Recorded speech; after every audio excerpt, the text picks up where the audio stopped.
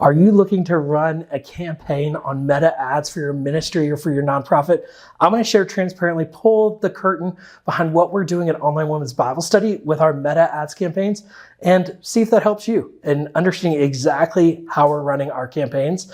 And if you might be able to learn from some of what we're doing that might be effective or ineffective and comparable to what you're doing, I hope this helps.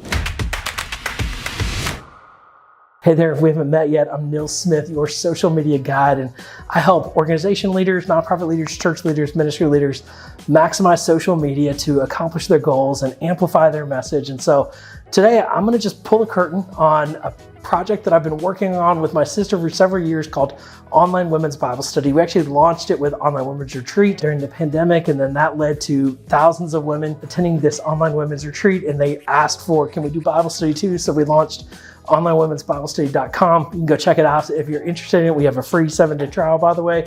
But I want to just share kind of what we've learned along the way.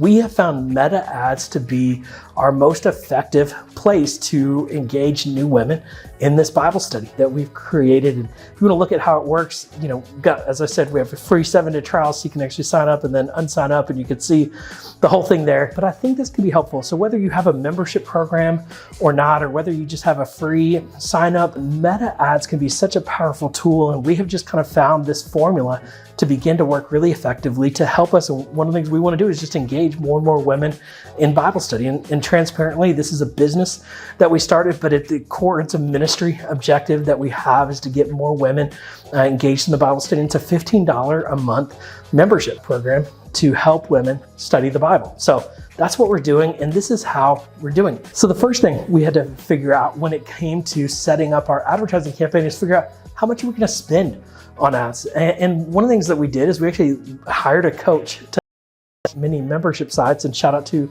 Jamal Miller, who was a tremendous coach in helping us, especially as we were getting started. And his recommendation was spend 40% of your revenue on ads every month to reach more people. And so one of the just stats that people often talk about in business is what's your customer acquisition cost, what's your lifetime value of a customer, and what's your cost of goods sold. So this is our customer acquisition cost. This is how much it cost us to get new customers, and we had to decide how much money to spend on ads. Well, for us, that's 40% of revenue every month. And so, that's whatever it is every month. And so the more we grow, the more money we're able to spend on ads, which means the more women we're able to engage into our Bible study. So it's motivation to help us grow and engage more women. So that's how we determine our budget for Online Women's Bible Study ads. Every month we look at what was our revenue, and we just automatically designate 40% to go to ads. And so we don't determine it based on what the conversion rate is every month. We really try to optimize that conversion rate every month based on the budget that we set aside each month from the past month's revenue. So that's how we came to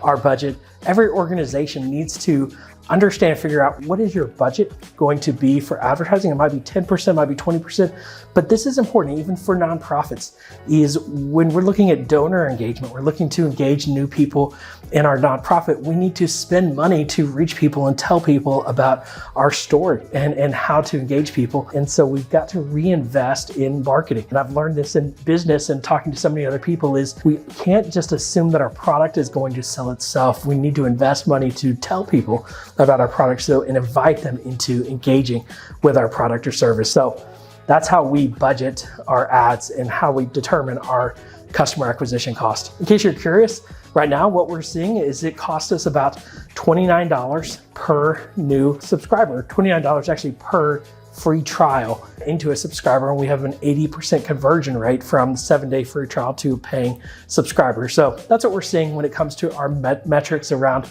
our budget and our customer acquisition costs.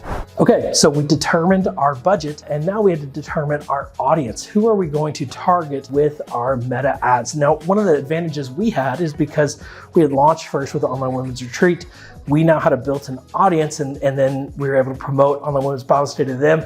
So we were able to take that audience and connect Meta ads to our website and give it the database of the users that we already had engaged and create a lookalike audience. And so we tested different 2%, 3%, 1% lookalike audiences to our current members for targeting purposes. And so we target women in America and Canada and a few different countries but mostly North America, that have a lookalike, 1% lookalike to our current members.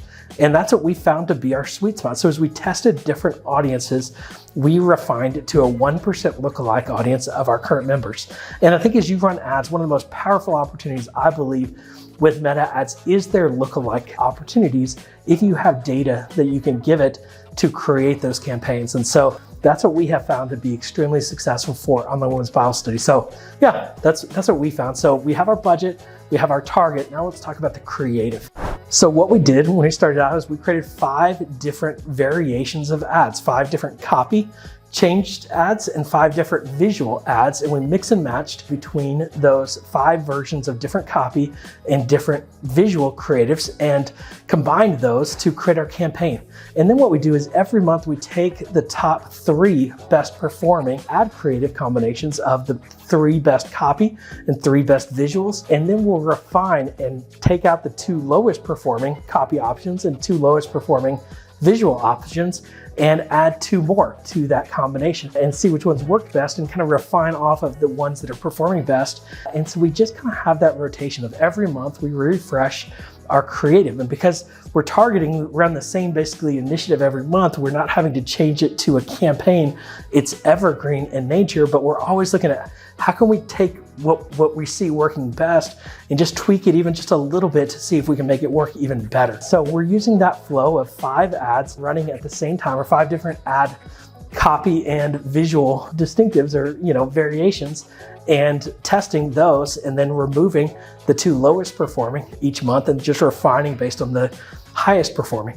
And so that's our kind of variety that we're finding to continue to drive down our customer acquisition costs to make our ads more effective every month. So the last thing we're doing that we have found to work effectively with our ad campaigns is we're engaging in the comments. One of the things that people miss with meta ads is they're basically posted as regular posts and people can comment on those posts. And one of the missed opportunities is you'll often see people posting negative comments on your ads or positive comments or questions about your product or service right there in the post itself, but you don't see it because it's not in your page feed. And so you've got to do that through the ad platform. So we're monitoring all of our ads and we're commenting on all of the comments that people make and replying, or we're deleting, very negative ones that might not be relevant or helpful to people that are seeing those ads. So monitoring the comments have been really helpful and effective in maximizing the effectiveness of these ad campaigns. So those 4 steps is what we have found to prioritize our budget, prioritize our creative, prioritize our targeting, and then prioritize our engagement within the ads. And that's what we're continuing to see work. And we're always looking at how can we drive down our customer acquisition cost. Our lifetime value, we found the average user is about 7 months. So it's about $105. And we're learning our numbers and how at the end of the day, our goal is to get more women to engage in Bible study. And so how can we do that and make sure we're budgeting in enough to be able to promote this to more women? And then also understanding our cost of goods sold is how much does it cost us to do this and how can we put more money into the product to make it a better experience for the women that are engaging with us. And so we're measuring those numbers, we're learning those numbers, but we're really finding meta ads to be the most effective way to engage more women. So if you're running an ad campaign and you want help, you can reach out to our team at Amplify Social Media. We'd love to help. And transparently, we give away our secret sauce, just like we did here in this video. I hope this is helpful for you. Yeah, that's behind the curtain of Online Women's Bible Study. If you are a woman or no woman that is interested in the Bible study, free 7-day trial, I'd love for you to check it out, onlinewomensbiblestudy.com. Thanks so much for watching this video. We'll talk to you again on the next video.